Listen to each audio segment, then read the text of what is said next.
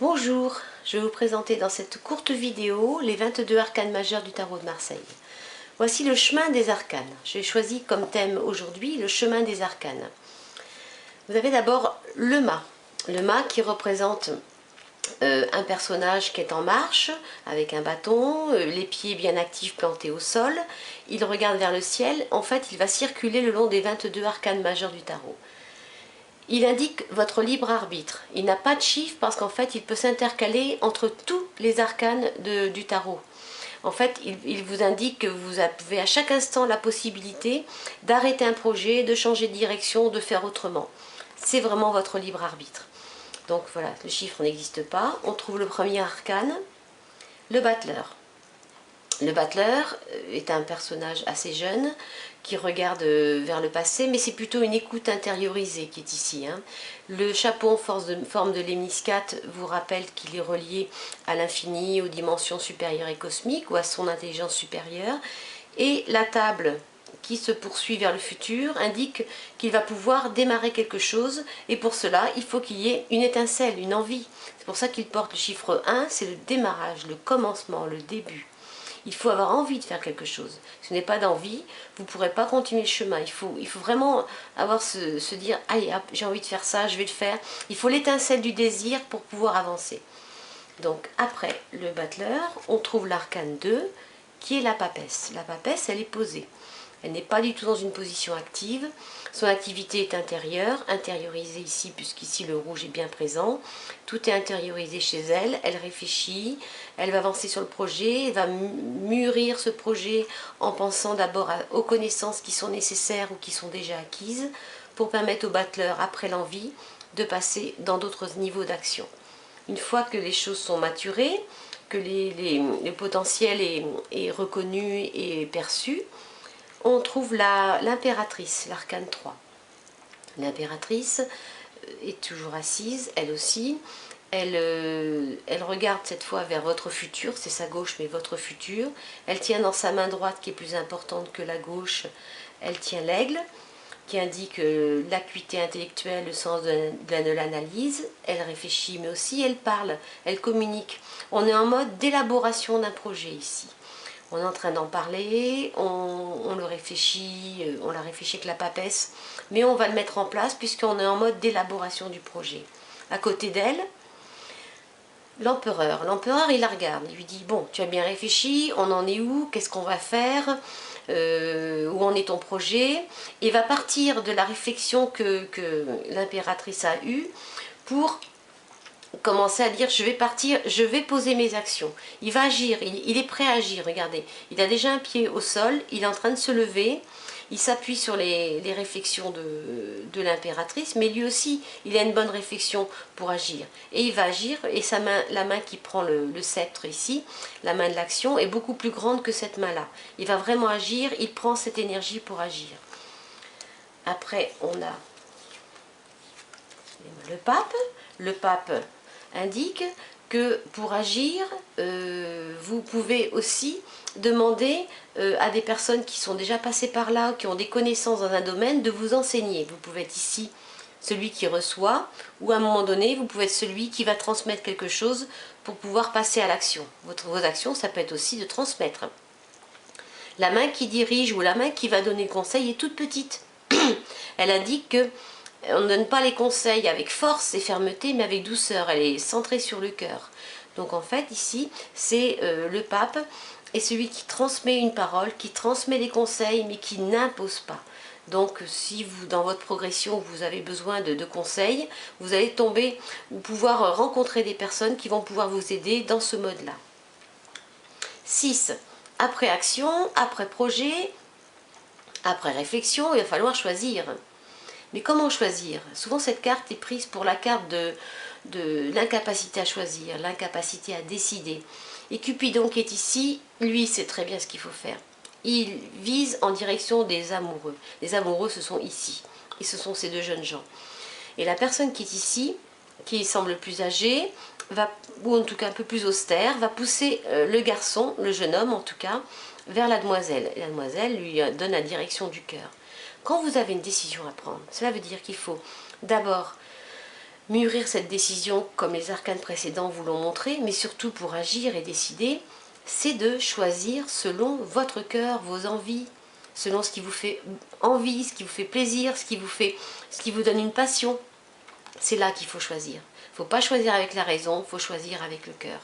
Donc dans toute indécision, choisissez la voie du cœur. 7. Le chariot.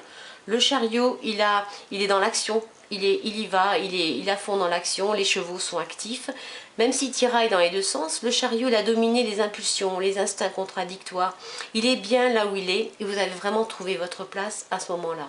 Vous avez les contradictions qui sont, ou les alliés, hein, soleil et lune, et vous avez pu maîtriser toutes ces choses-là qui font partie de vos tendances, vos tiraillements, pour en faire quelque chose qui vous permet d'atteindre la victoire. L'arcane 7 indique souvent les réussites et les succès. 8. La justice. La justice vous demande de vous regarder vous-même. Elle vous regarde, hein, en bien en face. Elle vous dit, t'en es où? T'en es où avec ce que tu fais? Est-ce que ça te convient? Est-ce que c'est bien comme tu fais? Est-ce que tu t'en demandes pas trop? En fait, elle nous demande de ne pas nous en demander trop, justement, de ne pas être psychorigide, de ne pas nous en demander au point d'être dur avec nous-mêmes et de vouloir tout. Regardez, avec son coude, elle touche le plateau, donc ça veut dire qu'elle influe un petit peu la décision ou le jugement, ou de la justice. Hein.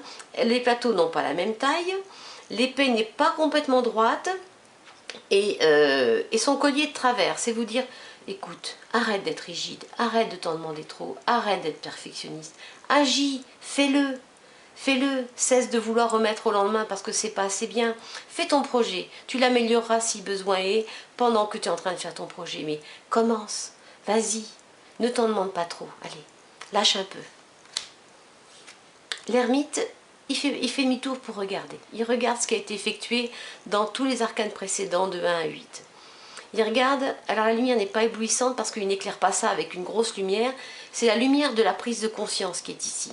Il regarde, il dit, bon, est-ce que j'ai fait ce que j'avais à faire? Est-ce que c'est bon? Est-ce que tout est en ordre? Est-ce que cela me convient? Est-ce que j'ai été juste avec moi-même? Il reprend la réflexion qu'on a retrouvée tout à l'heure dans les 8 arcanes précédents. Il dit, bon, donc c'est le moment où on fait une petite pause, on réfléchit, on regarde ce qui a été effectué dans le passé. On fait un petit retour vers le passé, mais c'est pour mieux se retourner après et continuer à avancer. Avec l'arcane 10, la roue de fortune. C'est pas une roue de la fortune dans le sens où elle vous apporte la fortune, regardez bien. C'est du bois, c'est un peu de briquet de broc. Le bois ici, le montant n'est pas totalement terminé. Les animaux ne sont pas complètement vêtus, mais il y a des tas d'explications que je vous donnerai ultérieurement. Il y a une manivelle libre. Si vous regardez bien, les animaux montent et redescendent. Ils montent, ils redescendent. Ils montent, ils redescendent. C'est ainsi le cycle de la vie. La vie, c'est fait de changements. L'immobilité, c'est symbole de mort, quelque chose qui est figé, qui ne bouge plus. Ici, c'est toujours le mouvement. Donc en fait, ce qui monte va redescendre. Si vous êtes dans un état où les choses ne vont pas très bien, sachez qu'elles vont remonter. Mais très souvent, il vous suffit simplement de prendre la manivelle et d'agir vous-même. Si vous prenez la manivelle pour faire bouger les choses, il y a des choses qui vont se remettre en route. Donc commencez par voir à quel endroit et à quel niveau vous pourriez agir vous-même. Et vous avez pensé, oui, je vais agir, mais je ne suis pas sûre d'y arriver, je vais douter de moi. Cet arcane 11 vous dit que vous avez les forces. Regardez, les deux mains, ça s'appelle la force. Hein. Vous avez les forces, c'est pour ça que j'utilise le mot. Les deux mains en couleur chair, c'est-à-dire en matière chair non gantée. Hein. Les gants sont au-dessus, hein. Les mains sont là. Hein. Sont en train de tenir la gueule d'un animal dit sauvage qui serait ici le lion. Pour vous dire, voilà, ce que vous pensez insurmontable comme d'ouvrir la gueule d'un lion et d'une bête sauvage, vous êtes en train de le faire délicatement avec vos deux mains. Ça veut dire que vous possédez en vous tout le potentiel nécessaire pour avoir à faire ce que vous avez à faire ici et maintenant. Et vous avez aussi les capacités de vous ressourcer en puisant dans le lemniscate ici, qui est le symbole de l'infini, qui vous relie à votre source, à toutes les connaissances qui sont à votre disposition dans l'univers.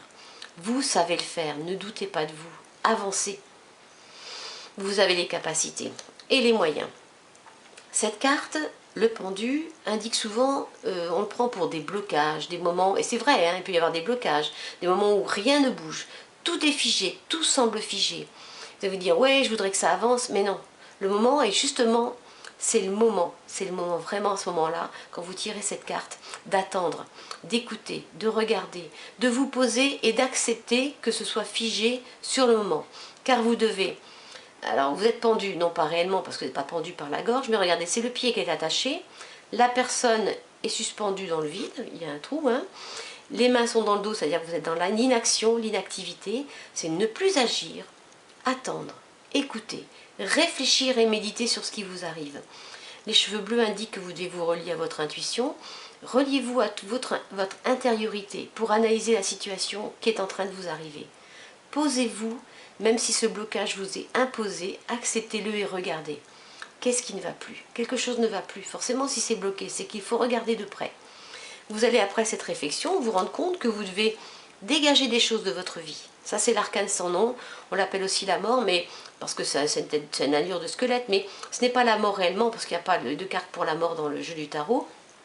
Ici, c'est trancher les choses. Vous avez réfléchi et vous êtes rendu compte qu'il y a des choses qui ne vont plus dans votre vie. Il va falloir un petit peu faire du nettoyage, trancher, transformer, transmuter, améliorer. Pour ça, il va falloir dégager des choses qui n'ont plus d'utilité dans votre existence.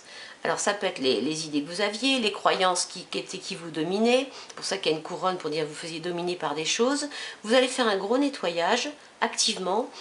Et ça va bien prendre ce qui va arriver après. Regardez, ça présage de quelque chose de positif. Il y a des grains de blé ici. Vous allez pouvoir les semer et ils vont bien prendre parce qu'un petit trèfle à 4 feuilles vous indique que vous allez à nouveau vers une meilleure période dans votre existence. Et l'arcane 14 vous dit voilà, amélioration, tempérance. Tempérance indique que les choses vont dans la douceur, sont tempérées. On peut dire aussi temporisées. L'urne rouge et l'urne bleue indiquent que les fluides sont mélangés, le chaud, le froid, etc. Vous voyez aussi ces deux contrastes de rouge et de bleu. Et c'est un ange, c'est votre ange gardien. C'est l'évolution vers d'autres niveaux dans les arcanes du tarot de Marseille. C'est cette douceur qui arrive, cette espérance de quelque chose de bien meilleur arrive, d'une protection qui est là. Mais aussi, vous avez fait un grand chemin. Donc maintenant, l'existence vous apporte des événements de vie qui vous montrent que si vous-même vous utilisez cette tempérance dans votre existence, les choses vont forcément s'améliorer et de mieux en mieux pour vous et pour autrui. Et la tempérance vous indique de faire attention à ce que vous dites, comment vous le dites et à qui vous le dites. Il y a un voile sur le mode de l'expression.